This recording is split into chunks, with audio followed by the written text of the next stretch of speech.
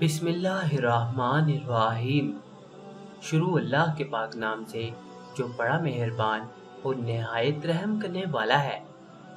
सामीन मोहतरम, गौस पाक रहमतुल्लाह के बारे में एक सवाल कि गैर अल्लाह को पुकारना शिर्क है। तुम्हारे गौस पाक गैर अल्लाह है, लिहाजा उनको पुकारना शिर्क हुआ। इसका क्या जवाब दोगे?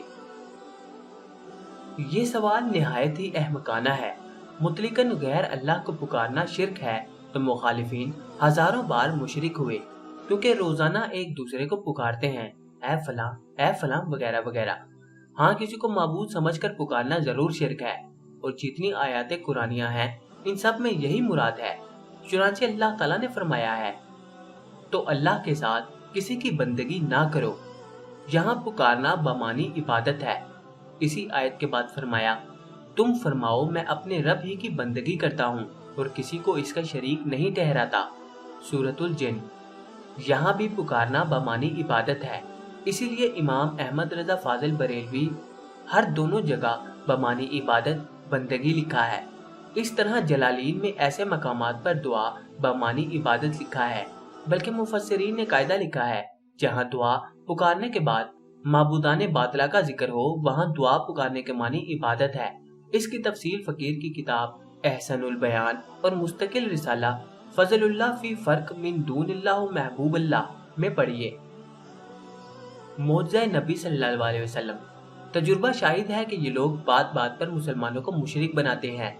ये दरअसल हुजूर सरवर आलम सल्लल्लाहु अलैहि वसल्लम का मौजज़ा है, जो सदियों पहले नबी पाक सल्लल्लाहु अलैहि वसल्लम ने ऐसे लोगों की खबर दी कि ऐसे लोग पैदा होंगे जो मुसलमानों को मुशरिक बनाते फिरेंगे। बुखारी शरीफ में है कि हजरत इमाम बुखारी रहमतुल्लाह फरमाते हैं कि हजरत अब्दुल्लाह बिन उमर रज़ियल्लाहु अन्हु खारिजियों को तमाम खल्क़े खुदा से शरीर करार देते थे और फरमाते थे, उन्होंने काफिरों के बारे में नाजिल होने वाली आयात मोमिनों पर चिस्पा की।